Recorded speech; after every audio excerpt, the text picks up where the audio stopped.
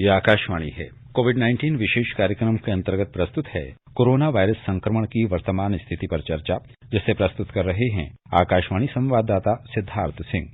इस कार्यक्रम में आमंत्रित स्वास्थ्य विशेषज्ञ हैं अखिल भारतीय आयुर्विज्ञान संस्थान दिल्ली के डॉक्टर नीरज निश्चल।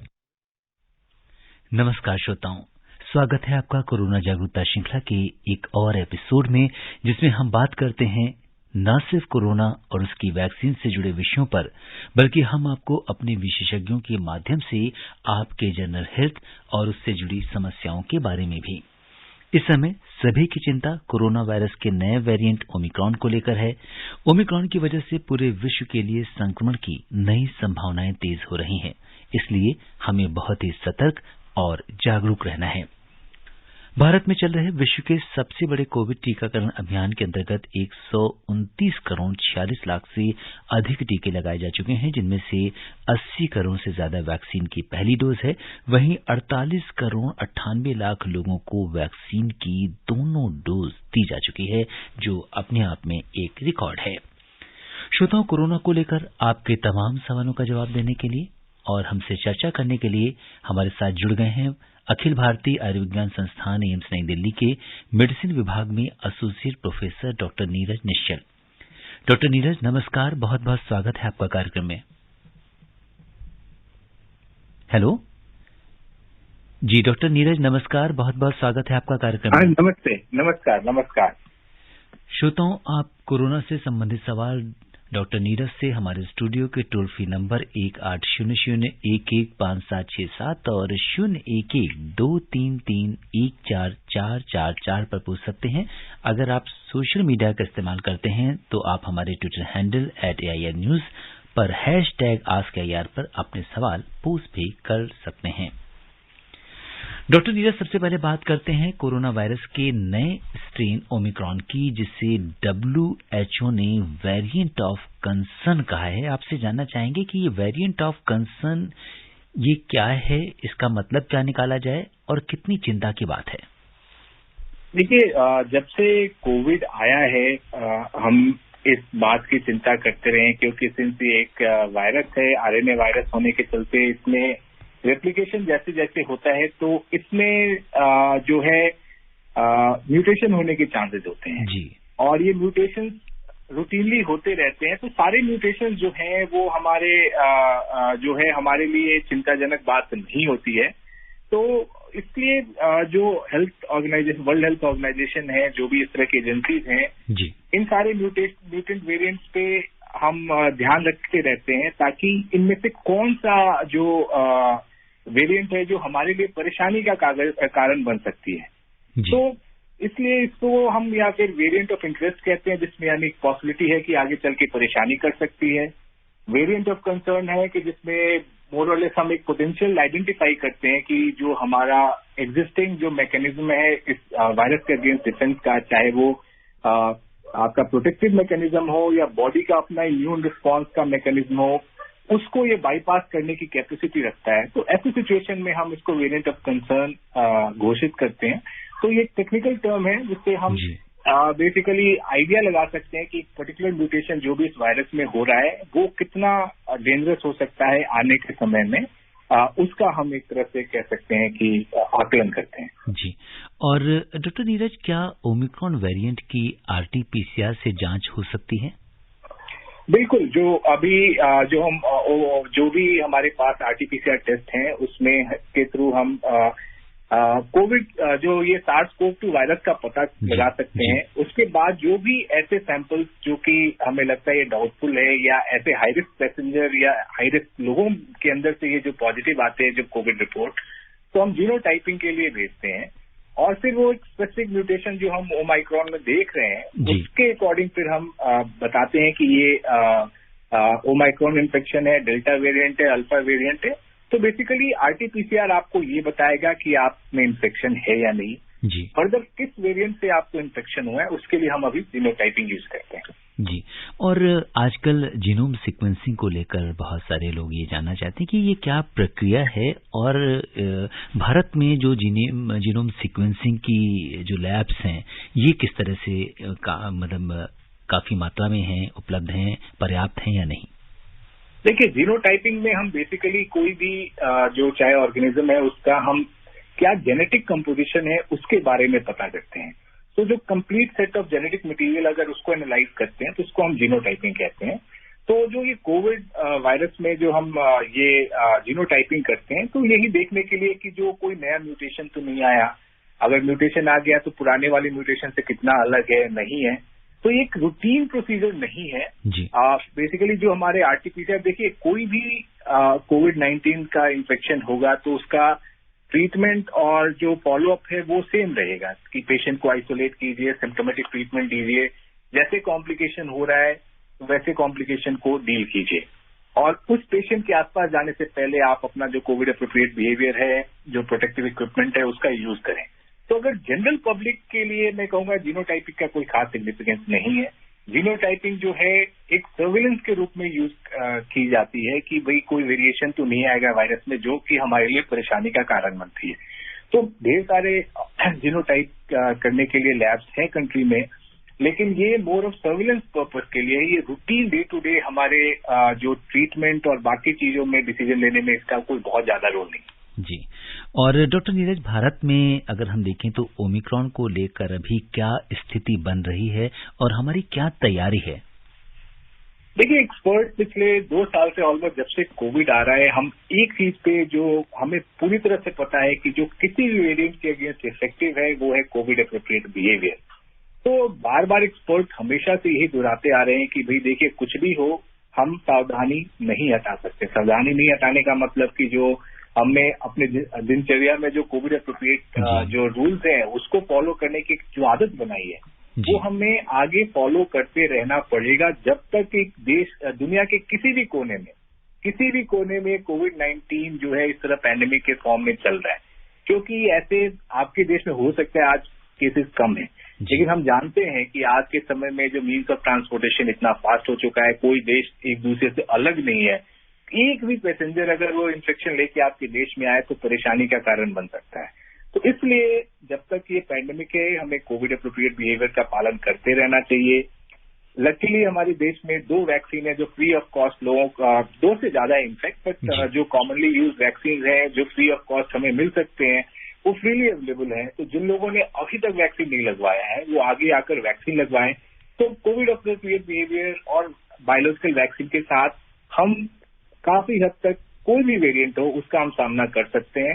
तो अगर मेरे से पूछे कि ओमाइक्रोन के अगेंस्ट हमें क्या करना चाहिए, तो हमें बिना पैनिक किए प्रिकॉशन लेना चाहिए, हमें अपने आप को वैक्सीनेट करवाना चाहिए अगर वैक्सीनेट नहीं करवा रखा है तो, और कोविड अप्रोप्रिएट बिहेवियर का पालन हमारे डेली लाइफ का पार्ट होना चाहिए। जैसे दिखावे के लिए नहीं होना चाहिए, किसी साइन के डर से नहीं होना चाहिए, बल्कि एक अंदर से आवाज आनी चाहिए कि ये हमारी रिस्पॉन्सिबिलिटी है कि हम इन्फेक्ट ना हो और हमसे कोई और इन्फेक्ट ना हो।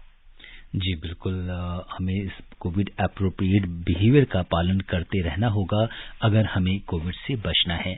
और डॉक्टर नीरज, अगर हम देखें तो अलग अलग, जैसा कि पहली लहर में हमने देखा कि जो लक्षण सामने आए वो कुछ और थे, दूसरी लहर में कुछ अन्य तरीके के लक्षण सामने आए, चाहे हम डेल्टा की बात करें या डेल्टा प्लस की बात करें। तो क्या ओमिक्रॉन के लक्षण भी कुछ विशेष हैं जिनसे हम पहचान सकते हैं कि ये कुछ समथिंग जो कि सस्पेक्टेड हो सकते हैं? देखिए, जो अलग लक्षण की जब हम बात करते हैं, कोई भी वायरल इन्फेक्शन में बिल्कुल यही लक्षण आते हैं जो कि कोविड-19 में आते हैं। बॉडी एक होना, सिर दर्द होना, बुखार होना, सर्दी जुकाम होना, और जब ये जो इन्फेक्शन जो है आपके लंग्स वगैरह को अफेक्ट करते हैं तो निमोनिया के एविडेंस, जो ऑक्सीजन की कमी की बात करते हैं, सांस लेने में तकलीफ होना, खांसी होना, ये सब कोविड-19 के हॉलमार्क है। जहां तक ओमाइक्रोन की अभी बात है तो कुछ स्पेसिफिक अलग जो सिम्टम्स है जो बिल्कुल ये बताए कि नहीं ये ओमाइक्रोन ही हो सकता है, ऐसा कोई अभी तक डिफाइन नहीं किया गया है। जो लक्षण है, अलग अलग तरह के लक्षण डिस्क्राइब किए गए हैं। कुछ लोग कह रहे हैं कि बहुत ही माइल्ड सिम्टम्स हो रहे हैं, कुछ कह रहे हैं कि सिर दर्द हो सकता है, मरीज को बॉडी एक भी हो रहे हैं। तो बेसिकली ये जो वायरल इलनेस के जो सिम्टम्स हैं वही मोर और लेस इसमें भी हो रहा है, कुछ अलग नहीं हो रहा है। अभी जो हम जो हाई रिस्क लोग उन्हीं को बता रहे हैं जो कि ऐसे कंट्रीज से ट्रेवल करके आ रहे हैं जहां पे ऑलरेडी ओमाइक्रोन का जो खतरा है। तो ऐसे लोगों में अगर कोई पॉजिटिव आता है तो फिर हम उसको हाई रिस्क मान के उसको ओमाइक्रॉन लेबल कर सकते हैं, ताकि उसका जीनोटाइप करके हम देखें कि क्या ये वाकई ओमाइक्रॉन है या जो पुराने जो हमारे सर्कुलेशन में ऑलरेडी जो वायरस एग्जिस्ट कर रहे हैं जो कोविड-19 के वही है। डॉक्टर नीरज, ओमिक्रॉन के बारे में कहा जा रहा है कि ये इन्फेक्शियस तो ज्यादा है, लेकिन सीवियर ये म्यूटेंट उतना ज्यादा सीवियर नहीं है। तो ऐसे में क्या एक वायरस का स्ट्रेन या स्वरूप जब बदलता जाता है तो क्या धीरे धीरे वो कमजोर पड़ता जाता है? ऐसा भी होता है? देखिए, वायरस बहुत ही स्मार्ट ऑर्गेनिज्म होता है, हमें दिखता नहीं है, लेकिन वो अपने सर्वाइवल की पूरी कोशिश कर रहा है। तो कोई भी सर्वाइव तभी करेगा जब वो अपने होस्ट को हार्म ना करे और होस्ट को बिना तकलीफ बताए बनाए वो उसके शरीर में रेप्लिकेट करता है। वायरस हमारे शरीर, ये वायरस जो है हमारे शरीर के बाहर रेप्लिकेट नहीं कर सकता है, तो ये कोशिश कर रहा है कि कुछ इस तरह का मैकेनिज्म डेवलप करे कि ये काफी इन्फेक्शियस हो जाए, यानी एक आदमी से दूसरे आदमी तक आसानी से फैल जाए, but at the same time host को हार्म ना करे। तो इन्फेक्शियस ज्यादा होने का ये मतलब नहीं कि वो फेटल होगा, ज्यादा गंभीर बीमारी करेगा। अगर ऐसा होता है तो फिर ऐसे वायरस फिर सिलेक्ट नहीं होते हैं, वीड आउट हो जाते हैं। तो जो आइडियल वायरस जो अल्टीमेटली सिलेक्ट होता है, जो हमारे सर्कुलेशन में रह जाता है, वो हाईली इन्फेक्शियस होता है, but at the same time नहीं कोई दिक्कत करेगा, या फिर अगर दिक्कत भी करेगा तो बहुत ही माइल्ड सिम्टम होंगे। जो एग्जाम्पल के तौर पे जो मामूली जो सर्दी जुकाम वाले वायरस हैं वो इसी तरह रहते हैं कि एक दूसरे से आराम से फैल जाते हैं, but at the same time किसी को बहुत ज्यादा सिम्टम नहीं देते हैं मेजोरिटी ऑफ पीपल को। तो ये वायरस भी कुछ ऐसा ही करने की कोशिश कर रहा है। तो इन्फेक्शियस ज्यादा होने का बिल्कुल ये मतलब नहीं है कि ज्यादा गंभीर होगा या ज्यादा लोगों को आईसीयू और वेंटिलेटर पे जाने की जरूरत पड़ेगी, ऐसा नहीं है। क्योंकि इन्फेक्शन एक चीज है, बीमार होना अलग चीज है। इन्फेक्शन का मतलब ये वायरस आपके शरीर में आ गया, तो सिर्फ उतने तक अगर बात रह जाती है तो हमें घबराने की जरूरत नहीं है। हाँ, अगर ये इन्फेक्शन जो है गंभीर बीमारी में कन्वर्ट होती है, तब उस समय हम कह सकते हैं कि ये ओमाइक्रॉन बहुत ही खतरनाक वायरस है और इससे लोगों की जान जा सकती है। जी बिल्कुल। और अगर हम वैक्सीन को लेकर बात करें तो जैसा कि बहुत से लोगों का मानना है कि अगर हम वैक्सीन लगवा लेते हैं तो ज्यादा प्रोटेक्टेड हो जाते हैं। तो ऐसे में अगर वायरस अपना स्वरूप बदलता है तो वैक्सीन कितनी सेफ होती है, कितना प्रोटेक्ट कर पाती है? देखिए, अभी जो है जो भी हम वैक्सीन बनाते हैं वो फ्यूचर में जो भी प्रॉब्लम एंटिसिपेट करते हैं उसको हद तक ध्यान में रखते हुए ही बनाते हैं। तो अभी हमारे पास कोई ऐसा एविडेंस क्लियर कट नहीं है कि जो पुराने वैक्सीन जो एग्जिस्ट करते हैं वो इस वेरिएंट के अगेंस्ट पूरी तरह से इनइफेक्टिव है। डेफिनेटली थोड़े म्यूटेशंस होंगे, शेप चेंज होंगे जिसके अगेंस्ट ये वैक्सीन ज्यादा बेहतर काम करती है, तो एफिकेसी कम होने की संभावना हमेशा रहती है। लेकिन ये बिल्कुल काम नहीं करेगा ऐसा कोई एविडेंस हमारे पास नहीं है। तो इसलिए आप अगर कोविड अप्रोप्रिएट बिहेवियर के साथ जो भी एग्जिस्टिंग वैक्सीन है अगर वो लगवा रहे हैं तो डेफिनेटली आपको प्रोटेक्शन बेहतर मिलेगा कंपेयर टू कि आप बिल्कुल वैक्सीन न लगाएं। तो इसलिए बहुत जरूरी है कि जब तक हमारे पास क्लियर कट एविडेंस ना हो, हमें वैक्सीन के प्रति कोई हेजिटेंसी नहीं दिखानी है, और जो भी एलिजिबल है जिन्होंने अभी तक वैक्सीन नहीं लगवाया है वो आगे आकर वैक्सीन लगवाएं। जी बिल्कुल। तो जैसा कि श्रोताओं डॉक्टर नीरज निश्चल कह रहे हैं कि वैक्सीन लगाना हमको अपने आप को सुरक्षित रखने के लिए बहुत महत्वपूर्ण है। और जो श्रोता हमसे अभी भी जुड़े हैं उन्हें बता दें कि कोरोना जागरूकता श्रृंखला के आज के इस विशेष कार्यक्रम में श्रोताओं के सवालों का जवाब दे रहे हैं अखिल भारतीय आयुर्विज्ञान संस्थान एम्स नई दिल्ली के मेडिसिन विभाग में एसोसिएट प्रोफेसर डॉक्टर नीरज निश्चल। आप भी डॉक्टर नीरज से हमारे स्टूडियो के टोल फ्री नंबर 1800-115767 पर कोरोना से जुड़े सवाल पूछ सकते हैं। और आज के हमारे पहले कॉलर हैं ठाणे महाराष्ट्र से गुरुनाथ जी। हेलो गुरुनाथ जी, नमस्कार, बहुत बहुत स्वागत है आपका कार्यक्रम में। गुरुनाथ जी, क्या आप हमें सुन पा रहे हैं? हाँ जी सर। जी बताएं। हाँ जी सर, नमस्कार। जी नमस्कार। हाँ जी सर, मेरा सवाल है सर, ये जो ओमिक्रॉन सर है, जो नया वेरिएंट है सर, इसमें बीच में एक डेटा आया था सर, वहाँ से न्यूज में बताया गया था सर, ये जनरली जो वेरिएंट आते हैं वो या 2-3 चेंज उसमें देखा जाता है। इसमें तकरीबन सर 70 चेंज देखे गए ऐसे न्यूज में मैं सुना सर। क्या ये और वेरिएंट से कुछ अलग है? और मेरा दूसरा सवाल है सर, मतलब इसका कोई डेटा है कि मतलब ये जिनको इन्फेक्टेड होते हैं तो सर जो पहले जो वेरिएंट था वो लंग्स को ज्यादा प्रभावित करता था। तो सर शरीर के किसी न किसी ऑर्गन को मतलब इसका कोई प्रभाव देखा गया है जी। और थैंक यू सर। जी सबसे पहले डॉक्टर नीरज इनका पहला सवाल लेते हैं। जैसा कि इसके बारे में बताया जा रहा है कि 70 से ज्यादा म्यूटेशंस इस नए वेरिएंट में देखे गए हैं, तो ये जानना चाहते हैं कि ऐसे में इसका क्या मतलब स्वरूप, ये कितना कॉमन है इतना ज्यादा म्यूटेशन होना? तो ये एक बहुत ही इम्पोर्टेंट क्वेश्चन है। देखिए, स्वरूप तो ये वायरस ने काफी सिग्निफिकेंटली बदला है, लेकिन उसका क्या कंप्लीट क्लिनिकल इम्प्लीकेशन है वो अभी तक क्लियर नहीं है, क्योंकि इसको आइडेंटिफाई किए मुश्किल से अभी 2 से 3 हफ्ते हुए हैं। तो जब तक हम इसका क्लिनिकल प्रेजेंटेशन पेशेंट का एक हद तक नहीं देख पाते हैं, ये जो रियल वर्ल्ड में इसका क्या इफेक्ट आता है, जो जैसे साउथ अफ्रीका से जो भी डेटा अभी आ रहा है उसमें अभी तक इक्विवोकल रिपोर्ट्स ही मिल रही हैं। कुछ लोग मान रहे हैं कि कुछ ज्यादा सीरियस हो जा रहा है, कुछ कह रहे हैं कि नहीं, इसमें कोई सीरियसनेस ज्यादा नहीं हो रही है, जो पुराने वेरिएंट है उसी के आसपास ही है। डेफिनेटली एक चीज कॉमन सभी बता रहे हैं कि शायद रेट ऑफ ट्रांसमिशन ये बाकी वायरसों से ज्यादा है जी। तो इसका इफेक्ट जो है रियल वर्ल्ड में कितना आ रहा है वो देखने की जरूरत है। नॉर्मली कोई भी म्यूटेशन हम देखते हैं, लेकिन अब ये जैसे मैंने पहले भी बताया कि इस वायरस में जब भी रेप्लिकेट करता है तो एरर्स आते हैं, क्योंकि इनके पास कोई ऐसी मशीनरी नहीं होती है जिसके थ्रू ये एरर ठीक कर पाए, जैसे हमारे सेल्स में वो मशीनरी होती है। तो जो वायरस जितना ज्यादा रेप्लिकेट करेगा उतना ज्यादा म्यूटेट होने की पॉसिबिलिटी रहती है। तो एक वैश्विक महामारी है, पूरी दुनिया के हर कोने में वायरस मल्टीप्लाई कर रहा है, तो डेफिनेटली इस तरह के जो म्यूटेशन होने की पॉसिबिलिटी बढ़ते जाती है जी। तो इसी कारण से एक हम ये अचानक से एक ऐसा वेरिएंट देख रहे हैं जिसमें काफी ज्यादा नंबर ऑफ म्यूटेशन जो इनिशियल वायरस के मुकाबले काफी ज्यादा है। तो ये एक्सपेक्टेड है, ऐसा नहीं है कि टोटली अनएक्सपेक्टेड है जी। लेकिन इसका क्या क्लिनिकल इम्प्लीकेशन होता है हमारे डेली लाइफ में, उसको समझने में एटलीस्ट हमें 2 से 3 हफ्ते का टाइम और लगेगा कि ये किस वे में बिहेव कर रहा है। तभी हम पूरी तरह से बता पाएंगे कि ये पुराने इन्फेक्शन से कम घातक है, ज्यादा घातक है, वैसा ही है, उसके बारे में हम तभी बता पाएंगे जी। और इन्होंने एक सवाल और पूछा है कि वो शरीर के जैसे कि पुराने जो वेरिएंट्स हैं ये लंग्स को प्रभावित करते रहे हैं, तो ये वेरिएंट भी क्या लंग्स को प्रभावित करता है?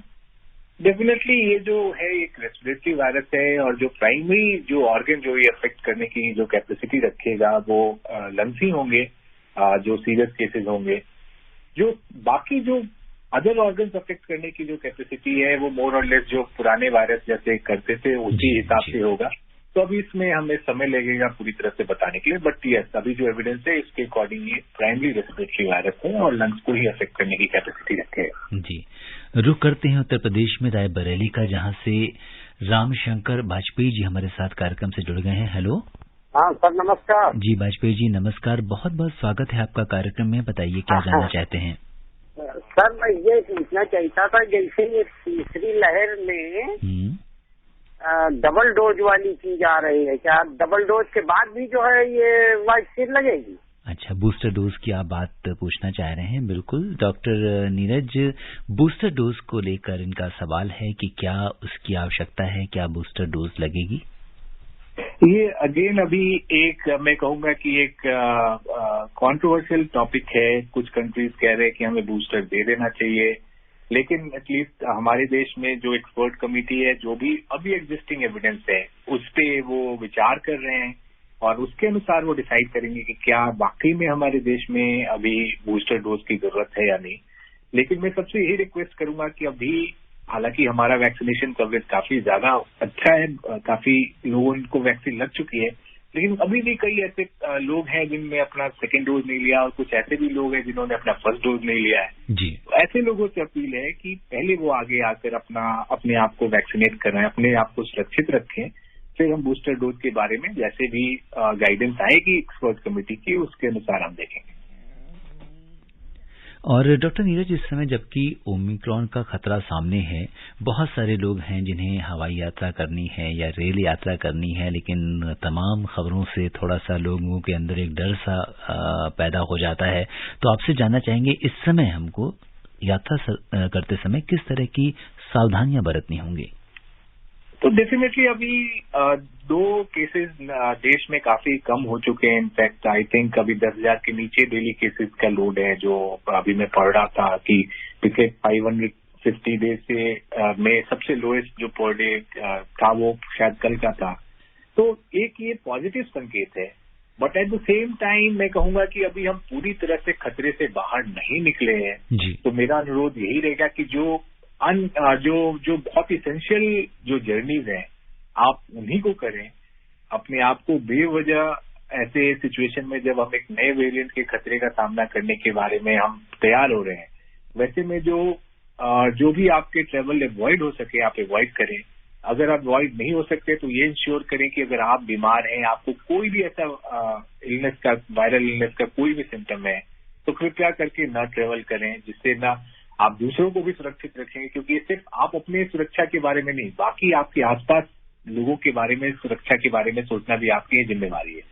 जब भी ट्रेवल करें, जहां भी जो रूल रेगुलेशन ले डाउन किए गए हैं कोविड अप्रोप्रिएट बिहेवियर फॉलो करने का, स्पेशली पब्लिक प्लेसेस पे, वो आपको पालन करना पड़ेगा। हवाई जहाज या रेल यात्रा में जो भी रूल रेगुलेशन है उसको आप बहुत सख्ती के साथ पालन कीजिए, तभी आप सुरक्षित यात्रा खुद भी कर सकेंगे और इंश्योर कर सकेंगे कि आपके आसपास भी के जो लोग हैं वो सुरक्षित यात्रा कर सकें। जी, और डॉक्टर नीरज, आपका मेडिसिन के क्षेत्र में बहुत लंबा अनुभव रहा है। आपसे कुछ बातें लाइफ स्टाइल की भी, डिजीजेस की भी करनी होंगी कि जैसे जिस धीरे धीरे जाड़े का मौसम आ रहा है और ऐसे में हमारा काफी रिच डाइट हो जाती है, चलना फिरना कम हो जाता है, तो आमतौर पर सबसे पहले अगर हम हाइपरटेंशन की बात करें तो इस समय क्या जाड़े में जिन लोगों को हाइपरटेंशन या उच्च रक्तचाप की शिकायत है, क्या ज्यादा एहतियात बरतने की जरूरत है? देखिए, डेफिनेटली जाड़े का मौसम का मतलब कि गाजर का हलवा सभी के मन में यही आता है, लेकिन ये खाने में तो काफी टेस्टी होती है। But at the same time आपको एक रूल बनाना चाहिए कि जितना आप कमाएं उतना खर्च करें। तो अगर गाजर का हलवा खाने से मैं नहीं रोकूंगा, but at the same time आपको जिस दिन भी गाजर का हलवा खाए तो डेफिनेटली आप इतनी फिजिकल एक्टिविटी करें कि वो कॉम्पनसेट हो पाए। तो जो भी लाइफस्टाइल डिजीज है उसका बहुत, जैसे नाम में ही है लाइफस्टाइल, यानी कि आपके खान पान, रहन सहन, आप कितना फिजिकल एक्टिविटी कर रहे हैं, नहीं कर रहे हैं, उस पर डिपेंडेंट रहता है। तो जो भी इस तरह के जो लाइफस्टाइल डिजीज है, जो हाइपरटेंशन भी उसमें एक माना जाता है। और इनफैक्ट अगर आप इफेक्टिव डाइट कंट्रोल करें, खाने में नमक पे ध्यान रखें, high carbohydrate, high cholesterol diet न लें, डेली एटलीस्ट आधे घंटे के लिए ब्रिस्क वॉकिंग करें जिसमें आपका हार्ट रेट बेसलाइन से ऊपर जाए, तो ये इन सब चीजों के थ्रू आप अपने आप को जो है मैं कहूंगा स्वस्थ रख सकते हैं। अपने बीपी को बेहतर ढंग से कंट्रोल करने में आपको सहायता मिल सकती है। बट विंटर्स में ऐसे लोग जो हार्ट के मरीज हैं, जो हाइपरटेंशन के मरीज हैं, इस तरह के जो एस्थमा के मरीज हैं, अपने आप को बहुत ज्यादा कोल्ड एक्सपोजर न दें। जब भी बाहर निकले वो इंश्योर करें कि वो प्रॉपरली जो है गर्म कपड़े पहन के ही निकलें। अदरवाइज कई बार ये सारी चीजें प्रेसिपिटेट हो सकती हैं इस कोल्ड वेव में, इसलिए हमें ऐसे लोगों को हमेशा वार्न करते हैं कि कभी भी ठंडे मौसम में बाहर निकले तो अपने आप को अच्छे से प्रोटेक्ट करके बाहर निकले। जी, और डॉक्टर नीरज, जैसा कि आपने बताया कि जो जाड़े का मौसम होता है उस समय इस तरह की चीजें काफी आम हो जाती हैं, तो एक व्यक्ति के लिए क्या हम ऐसा कर सकते हैं कि जाड़े के शुरू होने से पहले या इस आजकल के मौसम में हम अपना जो जनरल हेल्थ चेकअप है उसे जरूर करा लें, ताकि हमें पता चल सके कि हमारे शरीर में क्या कुछ हो रहा है? देखिए, आजकल एक ये जनरल हेल्थ चेकअप का कॉन्सेप्ट काफी कॉमन है। लोगों को लगता है कि एक सेट ऑफ जो ब्लड टेस्ट हैं वो करा लेने से सब कुछ उनके बारे में पता चल जाएगा। ऐसा मेरा मानना है कि ये सही बात नहीं है। जी। अगर आपको कोई भी हेल्थ कंसर्न है तो डेफिनेटली पहले एक डॉक्टर से मिलिए, उन कंसर्न को शेयर कीजिए डॉक्टर के साथ और फिर डॉक्टर को डिसाइड करने दीजिए कि कौन सा टेस्ट आपके लिए रिक्वायर्ड है। क्योंकि कई बार हम रैंडमली वो हेल्थ पैकेज का कोई एडवर्टीजमेंट आया, हम उसके पीछे चले जाते हैं कि अरे नहीं, इससे तो सब कुछ पता चल जाएगा। ऐसा नहीं होता है। हेल्थ रिपोर्ट्स में जो नंबर्स आते हैं वो सिर्फ नंबर्स हैं, अनलेस कि हम उसको क्लिनिकली कोरिलेट करें। तो ये जो रिपोर्ट्स आते हैं उसको को लेकर फिर आप टेंशन में आते हैं कि भाई ये रिपोर्ट ऊपर नीचे क्यों आ गया, जो कि बहुत से फैक्टर्स पे डिपेंड कर सकते हैं। तो मेरा मानना है कि सिंपली एक हेल्थ पैकेज लेकर टेस्ट करा लेने से ये पता चल जाएगा कि आप पूरी तरह से स्वस्थ हैं या नहीं। ऐसा नहीं होता है। तो आपको कोई भी हेल्थ कंसर्न है तो पहले डॉक्टर से मिलें, उनसे बात करें और उन्हें डिसाइड करने दें कि आपको किन टेस्ट की जरूरत है, ताकि अच्छे से पता चलता है कि एक्चुअल में आपको कोई परेशानी है या नहीं है, ताकि उसके अकॉर्डिंग करेक्टिव स्टेप लिया जा सके। जी। और डॉक्टर नीरज, हमारे देश को डायबिटीज की कैपिटल कहा जाता है, और फिर से हम आते हैं मौसम की बात करते हैं, और आजकल के मौसम में जैसा कि आपने बोला गाजर के हलवे की भी बात की, तो ऐसे में जो डायबिटीज के पेशेंट हैं उनका खान पान भी थोड़ा गड़बड़ हो जाता है, तो किस तरीके से उनको अपनी देखभाल की जरूरत है? देखिए, जो परेशानियां हैं, जैसे ये भी एक लाइफस्टाइल डिजीज में ही आता है, तो अगर आप अपने फिजिकल एक्टिविटी और डाइट पे कंट्रोल रखें और जो भी दवाइयां आपको प्रिस्क्राइब की गई हैं वो समय पे लेते रहें, जो शुगर की मॉनिटरिंग जैसे भी एडवाइस किया गया है उसको आप एडवाइस करें, जो डायबिटीज के चलते जो ऑर्गन्स पे इफेक्ट आता है उनका समय समय पे स्क्रीनिंग करवाते रहें, तो डेफिनेटली आप अपने आप को सुरक्षित रह सकते हैं। तो ऐसे लोगों को मैं यही कहूंगा कि जो अपनी दवाइयां हैं वो रेगुलरली लें, जो खान पान पे है उस पर ज्यादा विशेष ध्यान रखें डायबिटिक लोग, कि कई बार हम अपने जो जीव के जो मैं कहूंगा कि लालच है उस पर कंट्रोल नहीं रख पाते हैं, उसके चलते परेशानी में पड़ जाते हैं। तो डेफिनेटली खाने और एक हेल्दी लाइफ में मैं कहूंगा किसी को भी हेल्दी लाइफ सेलेक्ट करना प्रायोरिटी होना चाहिए, क्योंकि ऑफकोर्स जान है तो जान है की बात सभी को पता है। बिल्कुल। और डॉक्टर नीरज, इस बीच हमारे कॉलर जुड़ गए हैं, मोहम्मद आरिफ उत्तर प्रदेश से, इनका सवाल ले लेते हैं। आरिफ जी नमस्कार, बहुत बहुत स्वागत है आपका कार्यक्रम में। जी नमस्कार सर। जी बताएं, क्या जानना चाहते हैं आप? सर जैसे मैंने दोनों टीके जो है लगवा लिए हैं जी। अब जो नया वायरस आया हुआ है, इनकी जानकारी मतलब आपके समाचार के माध्यम से मिला करती है जी, तो इससे हम लोगों को कोई मतलब खतरा तो नहीं है, इसके बारे में जरा पूछना था। जी डॉक्टर नीरज जानना चाहते हैं कि दोनों टीके लगवा चुके हैं, अब ये कितने सुरक्षित हैं नए वेरिएंट से? जी सर बिल्कुल। देखिए, ये नया वायरस नहीं है, वायरस ने ही अपना रूप बदलने की कोशिश की है ताकि वो जो भी हमारा डिफेंस मैकेनिज्म है उसको चकमा दे पाए, जो कि सारे वायरस करते हैं। तो अगर आपने दोनों डोज लगवा रखा है और साथ में अगर आप कोविड एप्रोप्रिएट बिहेवियर का पालन करेंगे तो डेफिनेटली आप उन किसी भी लोगों से ज्यादा सुरक्षित होंगे जिन्होंने अभी तक वैक्सीन नहीं लगवाया है या जो कि कोविड एप्रोप्रिएट बिहेवियर का पालन नहीं करते। तो बस याद हमेशा यही रखें, वैक्सीन आपको गंभीर बीमारी से बचाता है, कई बार आप एसिम्टोमेटिकली इन्फेक्ट फिर भी हो सकते हैं, इसलिए बहुत जरूरी है। और हम बार बार लोगों से ही रिक्वेस्ट करते हैं कि आप कोविड एप्रोप्रिएट बिहेवियर का पालन करें वैक्सीन लगवाने के बाद भी, जो आज के समय में बहुत ही जरूरी है आपके स्वास्थ्य के लिए और आपके आसपास के लोगों के स्वास्थ्य के लिए। जी बिल्कुल। और डॉक्टर नीरज, अगर हम बात करें तो आजकल के मौसम में जैसे जैसे ठंड बढ़ रही है, हमारे जो एल्डरली लोग हैं, जो बुजुर्ग लोग हैं, उन्हें किस तरह से प्रिकॉशंस रखनी है अपनी? नहीं, बिल्कुल, ये ठंड के मौसम में जो भी एल्डरली हैं, जो कोमॉर्बिडिटीज के साथ है, चाहे वो एस्थमा हो, सीओपीडी हो, या फिर जैसे आपने कहा था पहले भी हमने बात की, हाइपरटेंसिव हो या फिर हार्ट की परेशानी हो, ऐसे लोगों को ठंड से बच के डेफिनेटली रहना चाहिए। ऐसे सीजन में फ्लू के चांसेस भी, अपार्ट फ्रॉम कोविड-19 और भी वायरल इन्फेक्शन है जो कि आपके रेस्पिरेटरी ट्रैक्ट को अफेक्ट कर सकता है, उससे बच के रहना चाहिए। कई बार स्पेशली गाँव में या ऐसी जगहों पे लोग घर के अंदर अंगीठी जलाकर सोते हैं, तो ऐसे में वेंटिलेशन इंश्योर करना बहुत जरूरी है, क्योंकि कई बार अगर वेंटिलेशन ठीक से ना हो तो कार्बन मोनोऑक्साइड इनहेल करके बिल्कुल, तो अपने आप को पूरी तरह से सुरक्षित रखना होगा। अब समय इजाजत नहीं दे रहा कि हम इस चर्चा को आगे बढ़ाएं। डॉक्टर नीरज, आप कोविड-19 के इस विशेष कार्यक्रम से जुड़े, आपने श्रोताओं के प्रश्नों का उत्तर दिया, हमसे चर्चा की, आपका बहुत बहुत धन्यवाद और आभार। थैंक यू, धन्यवाद। श्रोताओं, आप स्वस्थ और खुशहाल रहें, इसी कामना के साथ मुझे भी दीजिए अनुमति। नमस्कार। कोविड-19 विशेष कार्यक्रम के अंतर्गत अभी आप सुन रहे थे कोरोना वायरस संक्रमण की वर्तमान स्थिति पर चर्चा, जिसे प्रस्तुत कर रहे थे आकाशवाणी संवाददाता सिद्धार्थ सिंह।